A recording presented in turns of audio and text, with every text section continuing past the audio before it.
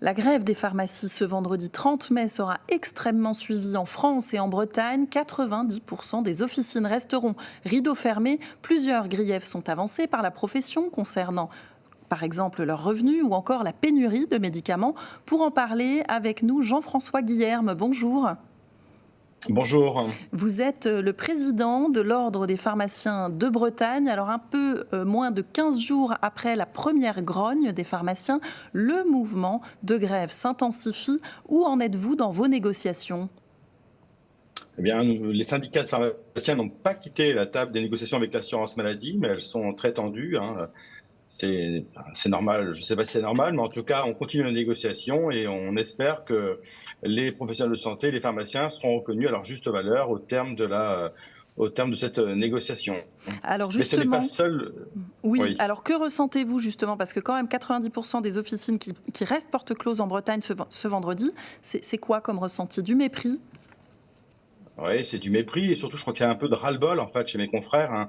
On n'est pas tellement habitué à la grève, hein. Ça fait 10 ans qu'on n'avait pas baissé nos rideaux pour manifester notre mécontentement. Donc ça veut bien dire que, eh bien, il est temps de faire une pause, de s'arrêter. Il est temps qu'on nous écoute de manière à ce que mes confrères aient l'impression d'être reconnus et considérés pour le travail qu'ils font au quotidien.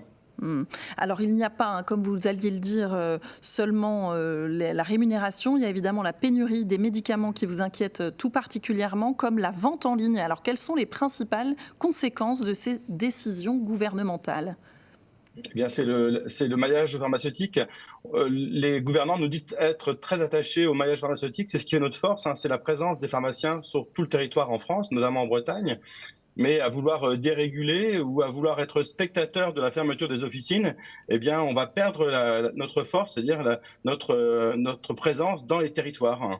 Et donc, il faut que les gouvernants nous écoutent et il faut trouver des solutions, notamment en termes d'attractivité. Il faut redonner de l'attractivité aux territoires ruraux pour réinstaller des professionnels de santé et des pharmaciens.